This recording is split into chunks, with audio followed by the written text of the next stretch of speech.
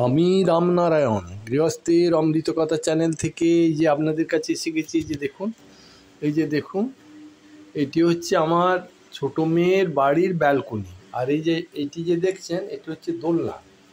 আজ একটা সমস্যায় পড়ে গেছি, যার ফলে ভিডিওটা করতে বাধ্য হচ্ছি। সেটা হচ্ছে যে এই যে আমার ছোট দিদুর যে দোলনাটি আছে, যে দেখছেন, এই যে এটি হচ্ছে দোলনা, বুঝতে পেরেছেন? লোহার তৈরি টোটালটি। আর এই যে দেখুন, একদম চেন দিয়ে উপরে লাগানো আছে, একদম উপরে। এবার হয়েছে কি, চেনের হুকের কাছে একটি পাখির ভাষা হয়েছে। এই যে দেখুন, এই যে দেখুন, এই যে পাখির ভাষাটি, এই পাখির ভাষাটি বুঝলেন, বুলবুলি পাখি। এটি বুলবুলি পাখির ভাষা। এখানে নাকি বাচ্চাও আছে, বাচ্চা হয়েছে। আমি জানি না, আমি তো আমরা এসে এখানে আমরা বিকালে বসেছি, বসে এই দোলনায় বসে দোল খাচ্ছি। আর ছোট দিদু ওই বুলবুলি পাখিগুলির খাবারের জন্য এই যে দেখুন, এই যে এর মধ্যে চাল আছে। এই যে দেখুন, এর মধ্যে চাল রয়েছে। এই চাল ও প্রতিদিন ঠিক মতো দিয়ে যায়। আর ও এই দীর্ঘদিন বাচ্চা ডিম পাড়া থেকে এই দোলনাটিতে বসে না। এই দোলনার গদিটি পর্যন্ত তুলে রেখেছিল। আমি তো জানি না, আমরা যথারীতি এর মধ্যে বসে গেছি। নিয়ে বলছে, দাদা তুমি তো সর্বনাশ করে ফেলেছো। কী হলো না, আমার এই যে দোলনার উপরে বুলবুলি পাখি যে বাসা করেছে, ওই বাসাতে পাখিগুলো আছে, তুমি বসেছো, সব উড়ে চলে গেছে বাচ্চা। তারপর দেখলাম, হ্যাঁ সত্যিই তো বাচ্চাগুলি রয়েছে, দুটি বাচ্চা আছে, বুঝলেন? ওই যে একদম ওই ওপরে হুকটার পাশে সুন্দর, কি সুন্দর করেছে।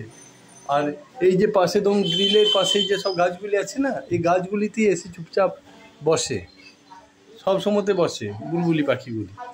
আর এখানে যা শহরের ব্যাপার, তো বাইরে হয়তো বাসা টাসা করতে পারেনি, যার ফলে এই যে দেখুন, এই যে দেখুন কত সুন্দর, কত মনোরম, দেখুন কত সুন্দরভাবে। এই দেখুন খাবার জায়গাগুলি জ্বলছে। এই যে এর মধ্যে দুটি করে চাল দিয়ে দেয়, এদিকে একটি আর এদিকে একটি। আর সুন্দরভাবে এই যে দেখুন, একদম এই যে দেখুন, এই যে দেখুন, এই দোলনায় বসে সব আমরা দোল খাই। কিন্তু এই বাচ্চা হওয়ার জন্য কদিন দোল খাইতে পারিনি।